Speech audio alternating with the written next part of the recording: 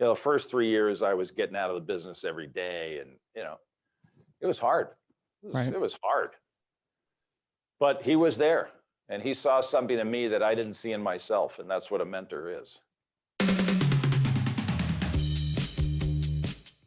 Hey, everybody. Welcome back to the How Did It Happen podcast. I am so happy to have you here today, as I am with every episode. And I am fulfilling my promise to you today, as I do with every episode, to share with you an amazing success story, one that will inspire and activate greatness in you.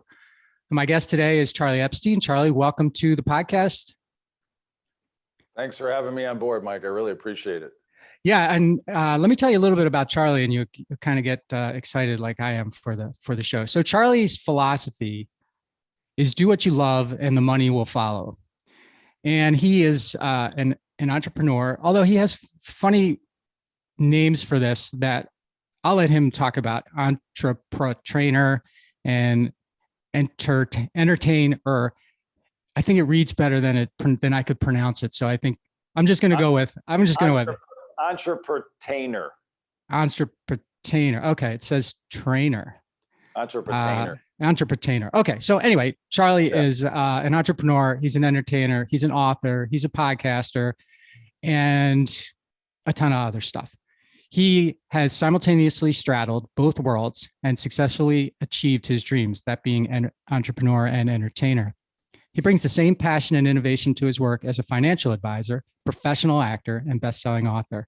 In all of his ventures, Charlie inspires individuals to live life with an infectious spirit, bound freedom for wonderment, joy, laughter, and play, to pursue their dreams and achieve the success that comes with living a life you love. How can you not get behind that? Amen. Charlie is known nationally as the 401k coach, having trained more than 10,000 financial professionals how to best serve the needs of their clients. His two best-selling books, at least two, are Paychecks for Life, How to Turn Your 401k into a Paycheck Manufacturing Company. Love the subtitle on that book, Charlie. And Thanks. Save America Save, The Secrets of a Successful Retirement Plan. Most recently, Charlie has combined his acting and financial talents in the creation of a new one-man show called Yield of Dreams, Paychecks for Life. Working with a team of professional comedians, Charlie has created a financial theater experience designed to make money funny while illuminating the 15 myths of money that inhibit people's ability to achieve financial independence and live the life they've always dreamed of. Charlie's podcast is called, I believe it's called the same thing, Yield of Dreams, Paychecks for Life. Is that correct, Charlie? Yep. And I'm looking forward to being on Charlie's podcast later. Yeah. So, Charlie, I start every show with the same question, which is, how did it happen for you? Well, I was born. Okay. Well, you get second for that. I had someone else tell me that as an answer. Out of 200 and some episodes, that's only the second one where it's been born. When you come out and they hold you upside down and they slap you on the butt and you take that first breath, my mother loves to tell me that my first laugh was when they held me up. Oh, is that right? So that was my first big laugh, being born. And I guess that resonated in my ear because I'm all about wonderment, joy, laughter, and play, which is the third word in my mantra, and discovery for discovery's sake. So, but I also grew up in a wonderful home. My mother was an opera singer, and her father, my grandfather, Henry Bertain, was concertmaster at Radio City Music Hall in the 1920s, and he taught violin. He was a painter. My home is full of his artwork, as the rest of my members of my family. And my dad was an entrepreneur. He started his own women's clothing store in the 1950s called Deb's. And his father, my grandfather, Max Epstein, had a very successful, thriving accounting practice in Hartford, Connecticut. So I was born with a divine discontent. Entertainer, entrepreneur, entertainer. I've always been torn between those two worlds. So That's how I would answer that question. And where did both of those get started? I mean, we heard where the laughter started. That happened when you got hit on the Yeah, butt. well, But growing up in a house where my mother was still singing opera and my grandfather was still painting and playing music, and growing up in a house where my father was working, 16, 17 hours a day building his business. And I would go, when I can remember when I was 4 or 5 years old, going to the country club that my grandfather founded in Hartford, Connecticut. And he and my grandmother, they were like king and queen. I mean, everybody waited on them. And he had a cigar and a black cup of coffee, and I was just in awe. I think about you when you said you were 4 years old and you Yeah. saw that construction company and you saw those trucks and at 4 years old, you wanted your name on the truck. That's right. Entrepreneurs, we're all alike. It's like as children, boom, we immediately, but for me, it was, do I want my name on the business or do I want to be Billy Crystal, Bill Cosby telling the jokes? And so growing up, I was the kid who memorized all the comedy albums and was telling the jokes and, was in theater all through school and college. But I studied economics in college. So I was constantly straddling both worlds. Always have, always will be. And what was it? So let me ask you about your high school production days. What's the most memorable for you, if you have one, from your high school days?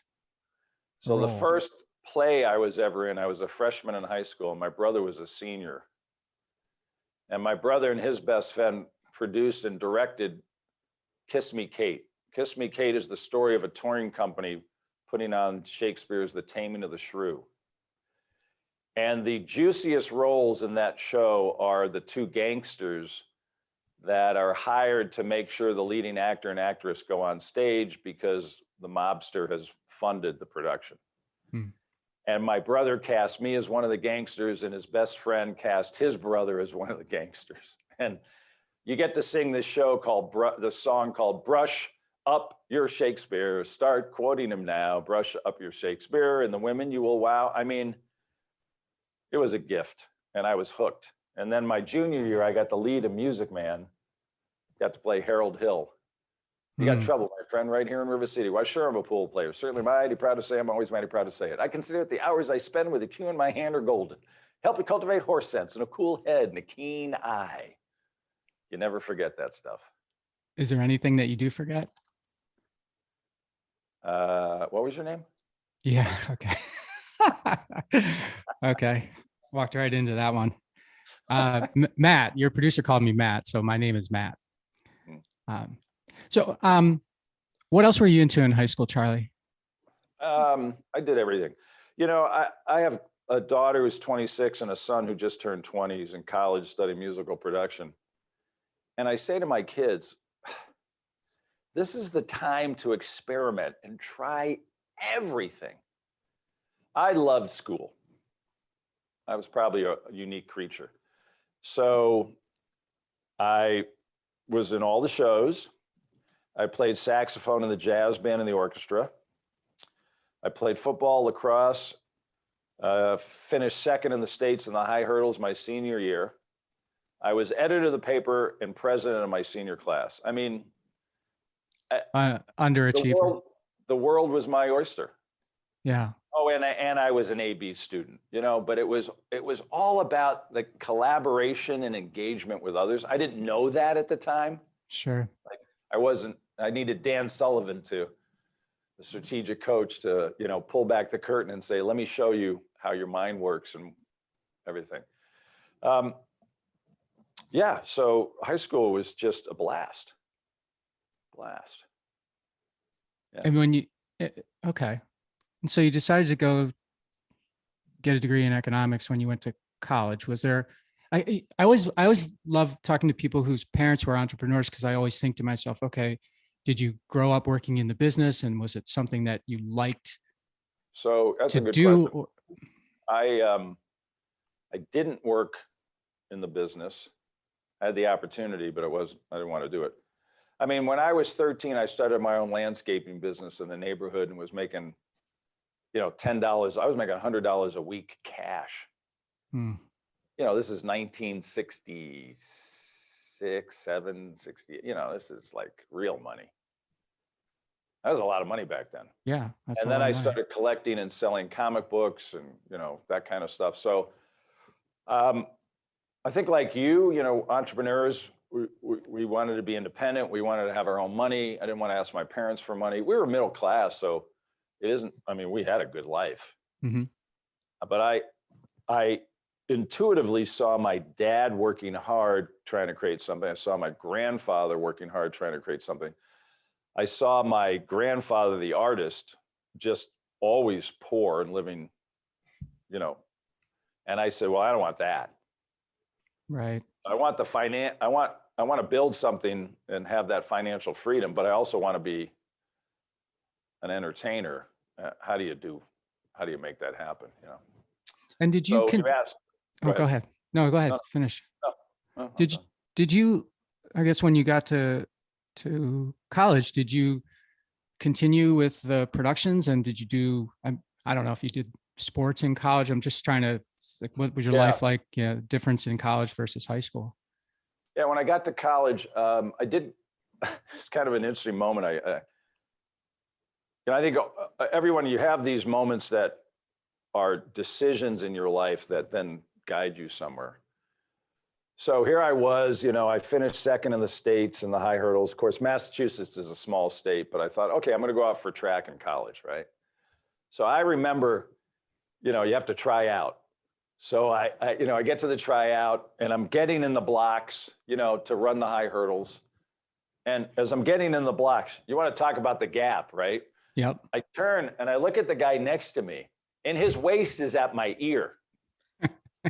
and I turn, I look at the guy to the left of me, and his waist is above my head. And the high hurdles in high school, in college, they go up another 5 inches. Okay. And I remember from the time I got in the blocks to the guy saying, racers, take your mark, get set, you're up, the gun goes off. It's 1, 2, 3 over the first hurdle. 1, 2, 3, right? So 1, 2, 3, I sail over the first hurdle. And as I land, I stop dead in my tracks. So from the time I got in the blocks, the gun went off, ran the 3 steps and ran over the hurdle. In my mind, I'm saying to myself, now think about this. If you even made the team and ran the high hurdles for 4 years, you're never going to the Olympics. You're never going to make any money in this. So what the frick are you doing? And as I hit the ground coming off the first hurdle, I just stopped in my tracks and I went, thank you. And I walked off and I said, can anybody tell me where the theater is?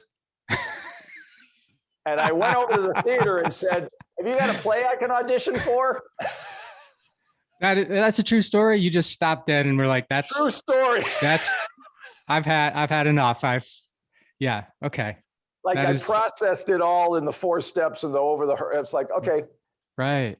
This is not, and besides, how many Jewish high hurdle Olympic stars are there, And so I did. So I lived I was an economics major who lived in the theater. Now I went to Colgate University and they didn't have a theater major. And when my freshman year, I remember my dad calling me up and saying, so what are you going to major in? And I said, well, I'm major in English and I'll minor in theater. And he said, yeah, that and 50 cents will get you a cup of coffee. And I didn't want to disappoint him. So I said, I'll be an economics major. I'll live in the theater. And he said, that'll work. Click.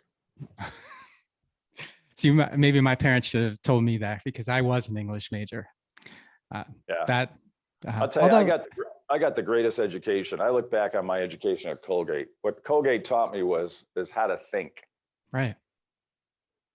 How to think. I think I learned how to think too as an English major because that's all you do. Yeah. Well, I took philosophy and I took history. Yeah, okay. I took my economics courses, but I also said, who are the best teachers? And I had a philosophy professor. She was an ex-nun. And every week she would make us read an American philosopher, Santiago, and then she'd pose one question like you did at the beginning of the show. And you only could write a page and a half. And if you wrote one word over that page and a half, you got an F. and you had to answer in the mind of the philosopher. I never worked so hard in my life. It was hard, but I learned, how to think. Yeah. And I'll bet, We don't teach thinking anymore. right. I'll bet that came in handy too when you wrote your books, because that's a big part of writing a book is you have to trim, right? To get, Yeah. hopefully. Yeah. I was definitely blessed by my education. You mentioned, Charlie, collecting the art from your grandfather. I think it was your grandfather, and then Yeah. the comic books. It made me think to myself, do you collect? What else do you collect? I don't know if you ever collected, still collect comic books, or what else, but what do you collect? That's a good question. I mean, I pretty much sold off most of the comic books. I have a wonderful Marx Brother memorabilia collection that I'll never sell. Ah, But I would say I collect experiences now. got it. I don't really collect material items. I surround myself. It's interesting. I'm in my studio like you are, and I surround myself with I have my grandfather's violins and violin cases right here, and photos of my parents and my grandparents, and so, and that's due to the show Yielded Dreams. But yeah, I don't collect much. I'm not a material. I'm more into life and experience. Okay. I like to ask people about that sometimes, because some people just are very, very into, collecting things. And it's always intriguing to me what makes somebody tick when it Yeah. comes to that kind of thing. I mean, I'm in my office building and I love artwork. So I've got some really nice art pieces, Okay. but that's to create an environment and an experience for, people walking in, they go, oh, wow, that's. Got it. Yeah. So, okay. When you got through college, did you start your business right away, or did you continue to act after that? I kind of think you may have, but what was the path? Yeah. Well, I always thought I was going to go to New York right away and be a starving actor with all my starving acting friends. But my junior year in high school, I had to take a semester off because I studied abroad in London, the School of Economics. And so when I came home, I had to take a semester off. And like a good actor, I was waiting tables, trying to save money. And my father one day said to me, you should make a list of all the successful business people here in town, call them up, ask to take them out to lunch and ask them why they're so successful. What a brilliant idea. So he helped me make a list of like 10 successful people in town. One of them was a man by the name of Hillard Aronson, who would become my mentor. He was very successful in the life insurance business. And I was out to lunch with him, and he said to me, what are you doing right now? I said, I'm waiting tables at night. He says, what are you doing during the day? I said, I'm sleeping. He said, why don't you come to work for me during the day? I said, and do what? He said, I'll teach you the life insurance business. Every kid's dream. Of course, yes. Right? Yeah. And I'm like, for what? I'm going to go to New York. I got one more semester. He said, no, come in one day a week. He was a great salesman. So I figured, what do I have to learn or lose? I can learn something. I ended up working 5 days a week for him for 4 months and waiting tables at night, 6 nights a week. And when I went back to finish my final semester, he said, when you graduate, kid, look me up. I'm going to start a district office and I want you to be part of it. And I was like, yeah, right. I'm going to New York. I'm going to be a starving actor. And for whatever reason, when I graduated, I don't know, I was a coward. Didn't think I would make it as an actor. So I took him up on the offer. And I went into the life insurance business right out of college at 21. It was awful. Terrible. But I had a mentor. I was thinking about you with Bruce Weiss. I don't know if he was your mentor. Yeah, but, Butch. Butch, sorry. Yeah, yeah. I think in a lot of ways he was, yeah. Yeah, and so I think the most successful people had mentors. So I was blessed for 14 years that I had this mentor in my life. that, you know, when things were really bad and it got shitty and it was really tough, and you know, the first 3 years I was getting out of the business every day, and you know, it was hard. Right. It was hard. But he was there, and he saw something in me that I didn't see in myself, and that's what a mentor is. You know. What were some of the things that you remember him saying to you that kept you going? Because so if I understood it right, 14 years selling life insurance with him, is that correct? Well, so I or became an agent. I became a Mass Mutual life insurance agent. okay, And so the first 3 years I was doing with strictly him. Okay. life insurance. Just, you know, I was building my own business, and he was my mentor. So he would give me advice and guidance. Yeah, sure. And then we branched out, started Epstein Financial. We went into the investment world, eventually the 401k world. So, you know, we built a pretty successful business that I sold this past June, as a matter of fact. Congratulations. But thank you. But you know, when there was tough times, he would say, "Come on, we're going to go out to dinner," and he would just listen. Or he would say, "You know, you should really call on this market. You know, go after physicians or go after entrepreneurs." And then he just taught me a lot about sales and marketing. He was a consummate salesman, consummate showman. He really was. Real professional. And I wanted to be like him. So I started to act like him and dress like him. And yeah. Okay. And it's, a lot of times I think to myself, like, who have been my mentors? And I feel like I've gotten, you know, pieces from a bunch of different people, but I always struggle to identify one person so clearly, like you identified him. And it always makes me, you know, long for, you know, wanting to change that sort of. Maybe you could say I'm in the gap about that because, Yeah, no, it makes sense. yeah. And let me tell you, the biggest lesson, and I don't talk about this a lot, was our downfall. So there came a point where the relationship was coming to an end. And he was a very controlling individual. And I'll make a long story short, but we had a situation that came up where I was invited to referred into existing clients of his that didn't want to do business with him. And I said to them, "Well, I can't do business with you. You know, Hillard's done business with you. So let me go talk to him and see what we can work out." Now, for 15 years, he kept saying, "You know, my business will be your business. You know, you'll take over." Sure. So I remember I walked into his office and I said, "Look, and these were cousins of his." I said, "Look, I got referred into two of your cousins. They're really not happy with you. They don't want to do business with you. So here's the good news. They'll do business with me. So I'll handle the client, and whatever new business is in, we'll share. And you don't lose the client because they're going to go to somebody else." And he looked at me, and I'll never forget it.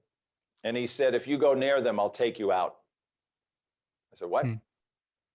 He said, "I'll take you out of the business if you go near them." I said, I thought he was kidding. I said, "What are you talking about? This is what we've been talking about. You know, someday you're going to hand the business over to me." I said, "Let's get started."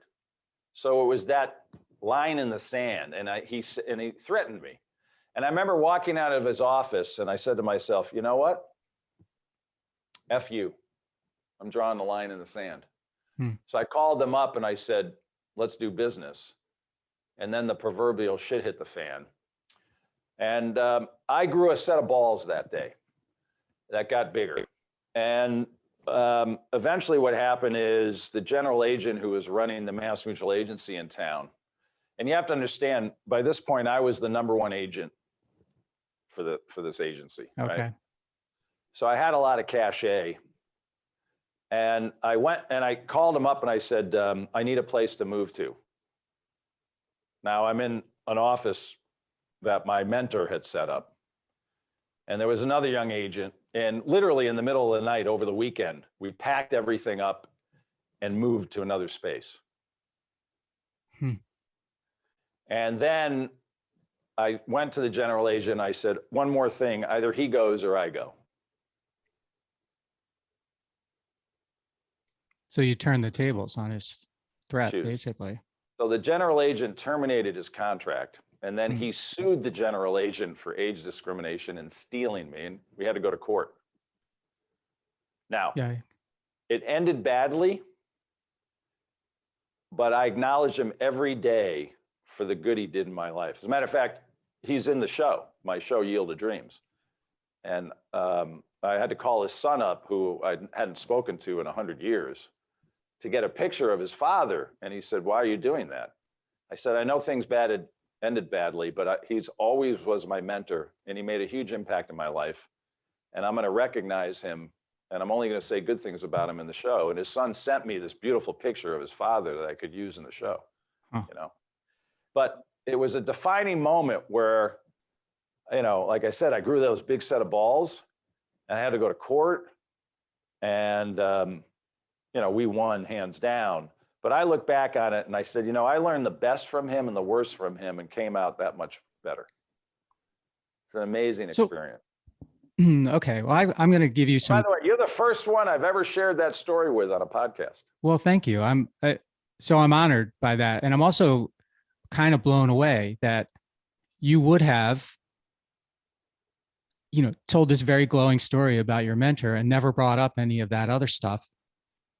And I feel like a lot of people in your shoes would skip the story, skip the first part of the story, and they would make up something else because you wouldn't want to give that credit to someone who ultimately, or at least it seems like, may have betrayed all that was, threatened you, of course. And then went after me, right, and tried to get me terminated and tried to get my license revoked. I mean, it got nasty. Now, you're right. Most people focus on the bitter side of the sweetness, right? But I guess because I'm Jewish, you know, we have an expression in Judaism that the sweetness comes from the bitterness of life. Right. You know, that's what Passover is all about. And I think that's why his son was surprised. His son even said, you're not going to say anything bad about my father. I said, that part doesn't need to be told. The part that needs to be told is the impact that he made as my mentor. Did. But I thought about it today because, you know, you and I are talking about entrepreneurialism, and it takes grit, guts, and courage to be an entrepreneur. I can't wait when you're on my podcast, we can talk about it. And, you know, I watch what's happening politically in this world, in this country, and how negative some politicians are about entrepreneurs because they're ignorant, because they've never been one. Right. And they've never had the guts, the courage, and the grit to create something from nothing, and create value and go through that struggle that you went through and I went through and other entrepreneurs went through. And so that they don't value, yet we are the backbone of America. Yeah. And think of our founding fathers, Jefferson, Washington, Adams. Every one of them was an entrepreneur. Every one of them was an entrepreneur. The founding fathers were all entrepreneurs. Not one of them was a professor of something or a politician of something, or, you know what I mean? Yeah, well, Adams was not just a lawyer, but not just a lawyer. He was a lawyer that ran a family business, you know, the farm. You know, right. At any rate, so I think what you do at podcasting and other people are doing, you know, interviewing entrepreneurs is huge. I was saying, talking to my wife the other day about, because I do agree with you that there's this narrative, right, that if you're a successful entrepreneur or successful anything, that somehow you got that by taking it away from someone else. So it's exactly the opposite of what we learn in Strategic Coach and Abundance 360 and all these other things, right? You create more, you don't take away. But there's this narrative that I think a lot of people and a lot of politicians prey on, which is we're going to create this story about how if you're successful, you've done something that that's been wrong or taken away from someone. And on top of that, you don't pay any taxes. And it reminded me of the last couple of weeks, Elon Musk has been selling these shares of Tesla, right? And he said, well, why are you selling the shares? Well, I got a tax bill, billions of dollars of taxes. And I think, where's the front page story about how much taxes he's paying, on whatever his options were? And that's just one example of there's always a story written about someone who didn't pay any taxes, and that's like a headline. But I don't know. I never got away with that, Charlie. I always had to write big checks for taxes because that's part of the game. I'm about to write a 7-figure check next April for taxes. I've been there, unfortunately, but that's the way it goes. Painful. It's painful, but we do it. So, Charlie, I wanted to ask you, when this, the first couple of years in the life insurance were miserable, sucked, I think is the word you used. And I'm wondering, it sounds like this wonderment, joy, laughter, and play is something you grew up with, but did that experience take it away from you, and then you had to get it back somehow?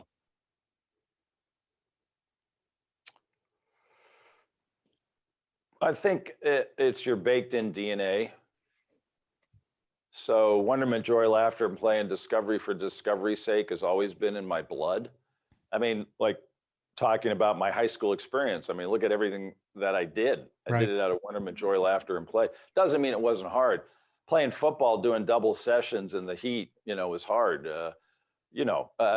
Practicing your saxophone scales is, it's grit and hard. It's not exciting all the time, but you do that so you can get to the good stuff.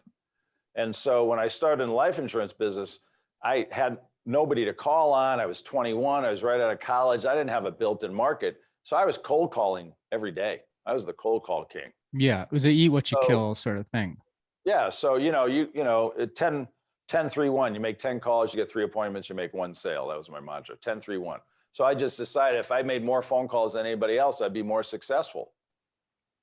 It's the law of numbers. Mm-hmm. And after you get through that first 3 years where you build up some momentum, and now you've got a clientele and you're working off of referrals, and you're becoming more creative with marketing, and you start going, what can I do to give back to my community? And I created a family business center at the University of Massachusetts, which was to help family businesses. And out of that, they, came to me because they saw me as an expert in that arena. So, I have an expression, I don't think it's mine, but it's the hard that makes it great. I mean, if it was easy, right, everybody would be doing it. Right. So what I say 85% of the population misses out on is when it gets hard, that's when they go home. I love what you and entrepreneurs, the other 15%, when it gets hard, that's when we know we're getting close to success. Yeah. When it gets hard is right. Yeah. One more no means I'm getting that closer to the yes. Yeah. And it's the, people, say all the time that, maybe entrepreneurs are born and they're like, it's different. And I think there may be some of that, but I think really for most of us, what it comes down to is like what you just said, are you going to stop like 90% of the people, or 85 or 95 or whatever percentage you put on it? Or are you just going to keep going? And the ones that keep going, that just being on the path helps you figure out something that getting off the path wouldn't. And at least that's how I feel. I tell young people who are starting in business or doing anything, I said, no, never means never. It just means not yet. Now. Yeah. Good. So, can I ask you about, how you came to the decision to sell your company? And because I have my own story that we can, talk about at some other point, but it's never well, sometimes it's an easy decision if your back's really up against the wall or something. That doesn't seem to be the case for you. And, your name's on the door, you're the 401k coach. I mean, you got this whole brand about Charlie Epstein, and it's tied to your company. Now, I know there's other parts to it. I'm not saying it's a sole thing, but it's still it's a challenging decision, I think. It is. I looked at it 20 years ago. I think it's a little bit different, and we'll get into it when I have you on my podcast. So for me, selling the company had a number of positives. So most people sell to get out. I'm going to get out of the business and sail off into the sunset. Right. The way I sold, it's a growth strategy. So we got acquired by a bigger financial organization called Hub International. And for the last several years, I tried to acquire other financial practices and was a dismal failure at it. So I flipped the switch and decided, well, I'm not very good at that part, but I love to collaborate. And I was looking for how I could take some chips off the table, right? Get some money, but also tap into more opportunities. So by being acquired by Hub, they're mostly a commercial insurance company, and the commercial insurance companies that they bought in town were entrepreneurs that I've known for 30 years and done business with. And they were knocking on my door and saying, hey, we need somebody like you in town to handle financial advice, financial planning, money management, 401k, because we don't do any of that. So there was a beautiful fit for us to tap into bigger opportunities. Okay. So it's a growth strategy. It also means I don't have to be an employer anymore and deal with all the employee stuff, although I do. It was also a way for my employees to have a bigger future, because they're all 30s and 40s, and my wife and I are in our 60s. So they're not worried what's going to happen when the old folks go away. Right. So they've got upside and can see the growth, and nobody left. They all stayed. And we still run our operation. We still run our P&L. Hub is like, we don't know how to run your company. Just make it better, and we'll take a lot of the BS, the back office off your shoulders. So it's really exciting. And it also provided me more freedom to pursue my one-man show and the other things I love to do. Okay. Well, I like that. Thank you for explaining the rationale, because that's... I had a benefit company that I sold off about 10 years ago, and that was a pure sell it to get rid of it. Okay. Like you did with your waste management company. You sold it to get out of it. Yeah. You had enough. Yeah. Yeah, I mean, I think, there's the entrepreneurs that build their company to sell it for the money and then sail off into the sunset. But as I said, for me, it was, I could keep doing this until they carry me out in a box, like my grandfather, the accountant. Right. Because I have, my one-man show and my entertainment world and my other pursuits. So let's, go ahead. Finish, Charlie. No.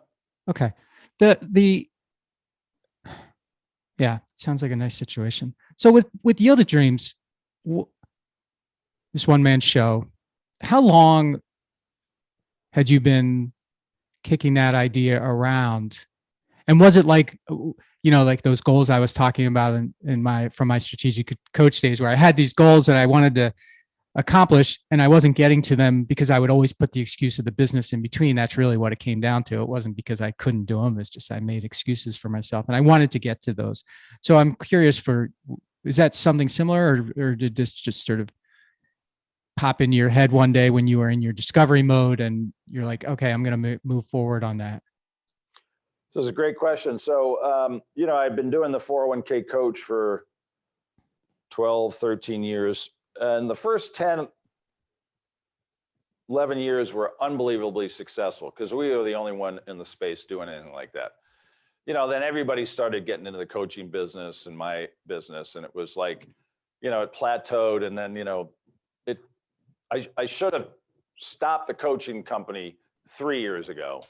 Okay. But, you hang on, your name is on it. It's your identity. And, this is who I am. And, it just I didn't want to do it, but I kept doing it. And finally, we digitized everything and made it a virtual course before COVID.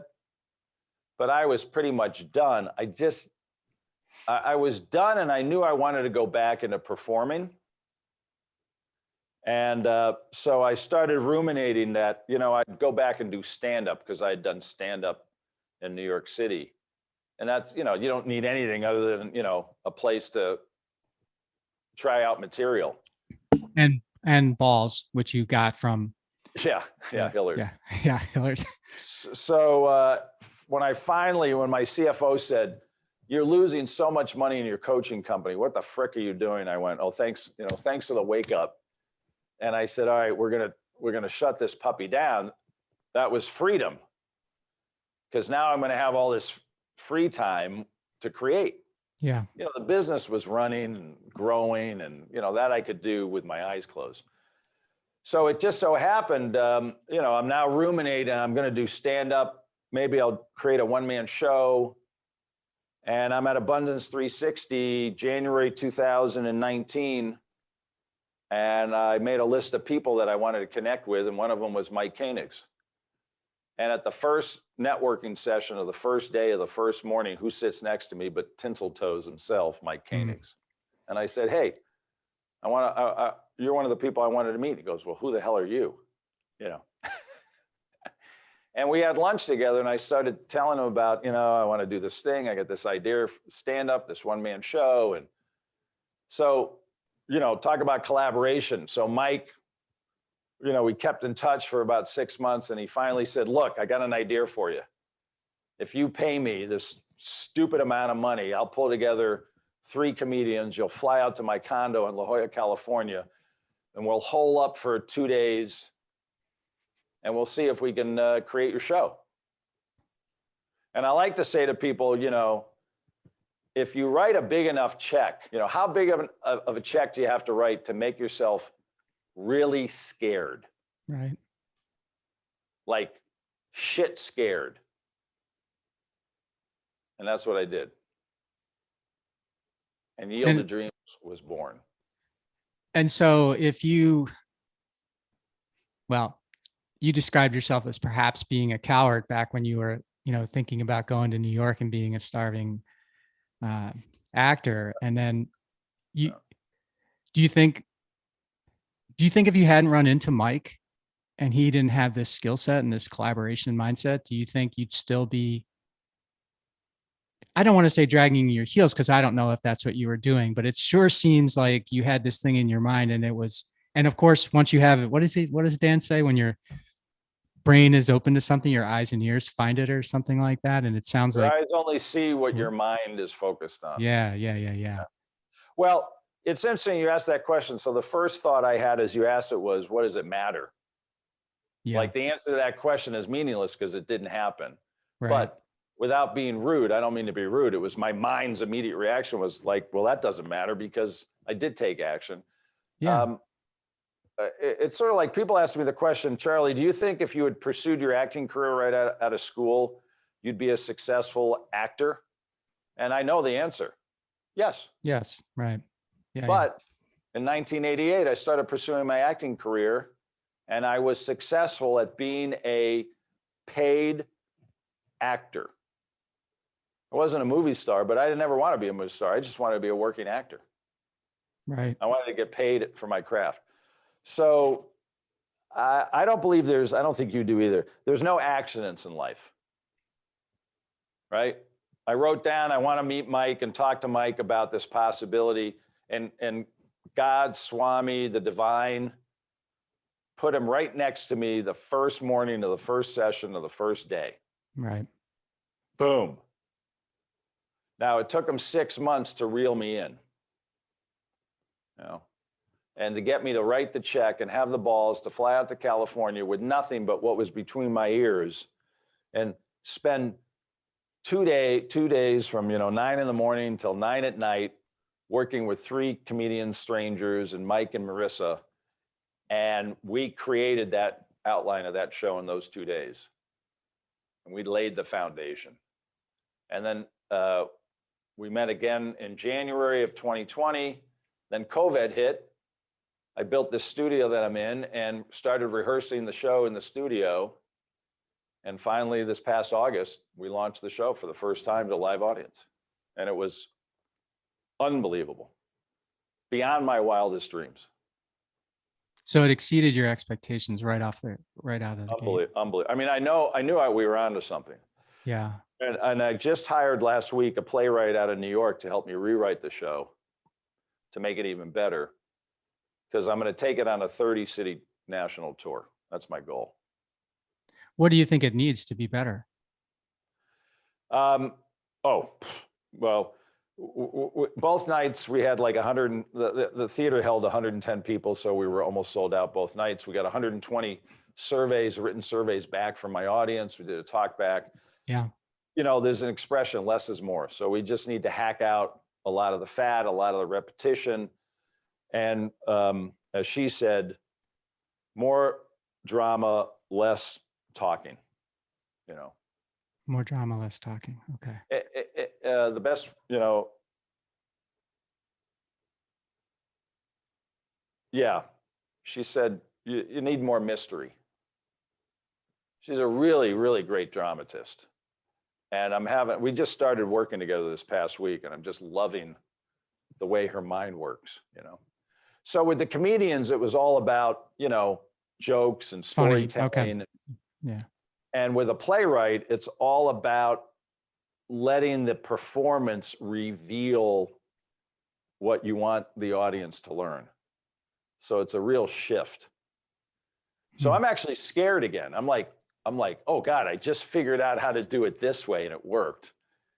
Now I'm back on that skinny tightrope with no net. Right. The skinny branches, I've heard you call it before. I love being in that place.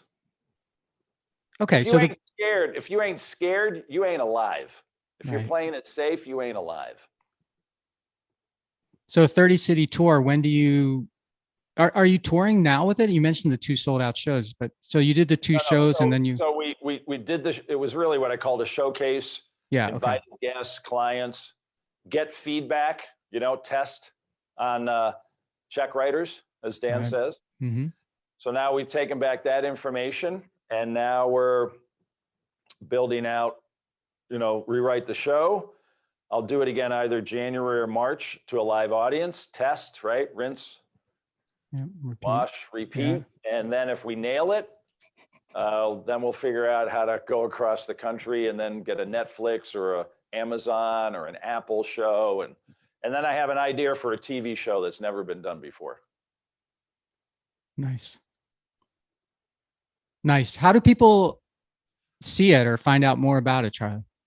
Thanks. So your viewers just go to Yield, Y-I-E-L-D, like Field of Dreams. Go to yieldofdreams.live. And Mike, we have an app, the Yield of Dreams app. It's on the website. You can just download the app. And there's a whole bunch of free goodies on there. There's my Myths of Money workshop, where you can learn about all the myths you have about your money that prevent you from achieving what you want. There's a documentary film by Nick Nanton, who's won 22 Emmy Awards for documentary film about the making of the show, which is a hoot to watch. And give us your email and we'll keep you up to date, you know, what cities the show will be in. And you know, we're building out money myth workshops that will take around the country to help people get beyond their myths about money. I tell everybody my ministry in life financially is to ease your pain and suffering about your money, because people are in pain and suffering about their money. Yeah. And so also in abandonment about it, or some similar word where they just ignore it, right? It's unbelievable. Hopefully it's there. The way people relate to money is always amazing to me. Right. Well, Charlie, this is, by the way, Nick Nanton was on my show. Have you had him on your show? He's fun. He's really fun. Very dear friend. I'm going to watch that documentary. I didn't get a chance to do that yet, but I'm going to find that and watch it. Charlie, how else do you want people to get a hold of you? Is there any other way that you I connect to? If you want to communicate with me, go to Charlie, CHARLIE @yieldofdreams.live is my email. If we can be of help. And I also give your audience a free gift. You can download my Desirement playing cards. And they're a set of cards that help you identify your 3 biggest priorities in life right now, your biggest desirement dreams, and your myths about money. So just go to yieldofdreams.live and you can get your free set. Desirement. I really like, that's a much better word than retirement. Desirement. Yeah. Love it. I registered and trademarked it. Got it. Well, Charlie, this has been a very awesome first conversation. I'm so happy that you joined me today. And thank you so much for coming on and sharing your story, sharing something new about you that you hadn't shared on a podcast before. That's always great. And just congratulations on, being a person who's committed their life to wonderment, joy, laughter, play, and discovery. I always forget the last one. Discovery. Yeah. Yes. Which I equate to curiosity, but so it's been a great podcast. Thanks so much for coming on. I really enjoyed it. Thanks so much for having me on, and look forward to having you on our podcast. Sounds good. Peace. Thanks for listening to this episode of the How'd It Happen podcast, where we believe that success doesn't happen unless you make it happen. You can subscribe to the podcast on Apple Podcasts, Google Podcasts, Stitcher, or wherever you like to listen. And while you're there, please rate it and leave a comment as well. I'd love to hear your thoughts about the show, ideas for future guests, or whatever you'd like to share. And of course, you can always find me at MikeMalatesta.com. See you next time. Thanks again for listening to the How'd It Happen podcast.